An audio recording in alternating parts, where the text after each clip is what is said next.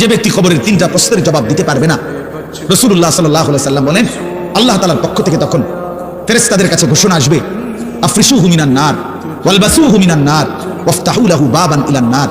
আমার এই নাফরমান বান্দার কবরে জাহান্নামের বিছানা বিছিয়ে দাও, জাহান্নামের পোশাক পরিয়ে দাও, আর জাহান্নাম বরাবর তার জন্য কবর থেকে দরজা খুলে দাও।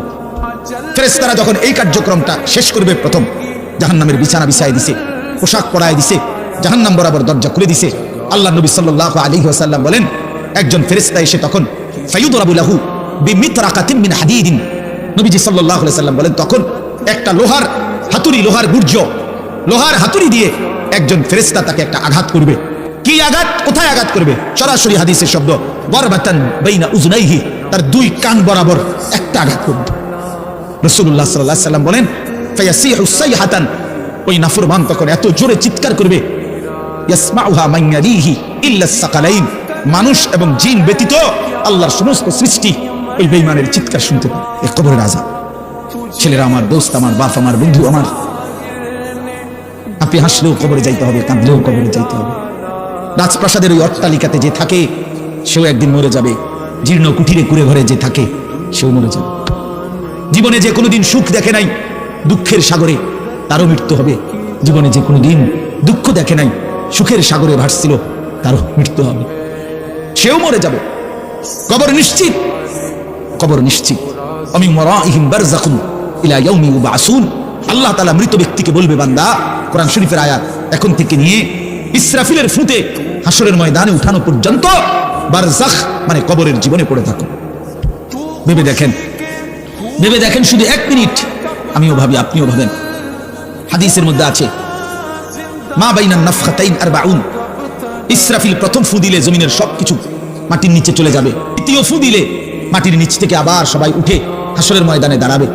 তো নবীজি সাল্লাল্লাহু আলাইহি সাল্লাম বলছে এই দুই ফুঁয়ের মাঝখানে ব্যবধান হবে 40। তো মুহাদ্দিসিনে কেরাম, ওলামায়ে কেরাম বলেন কেউ কেউ এই দুই ফুঁয়ের মাঝখানে ব্যবধান হতে পারে 40,000 বছর। তাহলে ধরে নেন সর্বশেষ যেই লোকটা কবরে গেছে, যদি তার কবরে আযাব হয় তাহলে তার কবরের আযাব ভোগ করতে হবে 40,000 বছর। এবার বলেন তো এখন যারা মরতেছে, এবার বলেন তো রাসূলুল্লাহ সাল্লাল্লাহু আলাইহি সাল্লামের জামানায় যারা মারা গেছে, এবার আরো পিছনে যান, ইব্রাহিম আলাইহিস সালামের জামানায় যারা মারা গেছে, এবার আরো পিছনে যান, নূহ আলাইহিস সালামের জামানায় যে অবিশ্বাসী বেঈমানগুলো মারা গেছে, তারা আজকে কত বছর যাবত কবরে আযাব ভোগ করতেছে।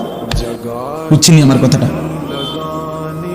হ্যাঁ, কোরআন শরীফে আছে ওমান আ'রাযা আন যিকরি ফাইন্না লাহু মাঈশাতান যানকা ওয়া নাহশুরুহু ইয়াওমাল কিয়ামাতি আ'মা। আল্লাহ বলেন আমার স্মরণ থেকে যে মুখ ফিরায় নিল, আমার বন্দিগি, আমার ইবাদত, আমার হুকুম পালন, আমি তার জীবন করে দেব সংকীর্ণ এবং তার হাসরের ময়দানে উঠাবো অন্ধ। এই জীবন সংকীর্ণ করার একাধিক তাফসীর, এর মধ্যে একটা তাফসীর হলো এইটা যে আল্লাহ জীবন সংকীর্ণ করে দিবে, মানে তার কবরের মধ্যে তার কবরটাকে একেবারে সংকীর্ণ করে দিবে। আল্লাহ রাসূল বলছে নাফরমানের কবর রাইখা যখন ফেরেশতা চলে যাবে, কবর ডান পাশের মাটি তারে একটা চাপ দিবে বাম দিকে, বাম দিকের মাটি এক ডান দিকে, আল্লাহর কসম ডান পাশের হাড্ডি পাঁজর ভাঙ্গা ডান দিকে বাম দিকে চলে যাবে, বাম দিকের হাড্ডি পাঁজর ভাঙ্গা। রাসূলুল্লাহ সাল্লাল্লাহু আলাইহি ওয়াসাল্লাম বলছে বন্ধু দেখেন হাত্তা তাখতালিফা আদলাহু, এই দুই আঙ্গুল যেভাবে একটার ভিতরে ঢুকে গেছে, খোদার কসম ডান পাশের হাড্ডি পাঁজর বাম পাশের হাড্ডি পাঁজর এইভাবে একটার ভিতরে ঢুকে যায়। এটার অর্থ এটা। হ্যাঁ,